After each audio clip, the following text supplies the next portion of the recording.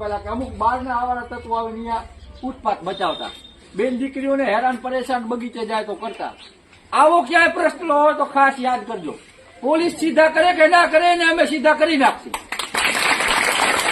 કોઈ પણ બેન દીકરી હંમેશા પોતાને સુરક્ષિત જ સમજે. અમે છીએ, અમે તમારા ભાઈઓ છીએ અને કોઈ પણ સમસ્યા હોય તો અમે રહેશું. જેમ તમે આજે બધા સાથ આપ્યો છે એમ સરકાર અમારા ઉપર હજી ગમે એ કરી શકે છે, હજી ગમે એવી ખોટી ફરિયાદો કરે, પણ આપણે કાયદામાં માનવાવાળા છીએ, ફરિયાદોથી લડી લેશી. પણ ગામની અંદરમાં કોઈને સમસ્યા નહીં સર્જાય. જે અમે લડીએ છીએ પબ્લિક માટે, જે અમે ગામ માટે લડીએ છીએ એટલે જ આવું સહન કરવું પડે છે અને અમે સહન કરતા રહેશી અને લડતા રહેશી.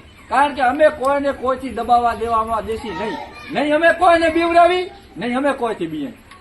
આ નિયમ રાખીને આપણે બધા કામ કરવું. આપણે કોઈને બીવડાવવા નથી, આપણે કોઈને હેરાન નથી કરવા, આપણે કીડીને નથી નડવું, અને આપણાને પરેશાન કરે તો હાથીને નહીં છોડવામાં આવે. અહીંયાથી જાય કોઈ પણ બેન દીકરી, કોઈ પણ ગમે એ સમાજનો માણસ રાપરની અંદરમાં કાંઈ પણ કામ પડે, કાંઈ પણ જરૂર પડે, કાંઈ પણ તકલીફ સર્જાય તો ખરેખર તમારી તકલીફ માટે અમે 24 કલાક 365 દિવસ હાજર રહેશી. અમે લડત લડશી અને અમે તો આયાથી વર્ષોથી લડતા આવ્યા છીએ. છતાં ગમે એની હોય અમે લડતા આવ્યા છીએ. લોકોને કોઈ સમસ્યા નહીં પહોંચે.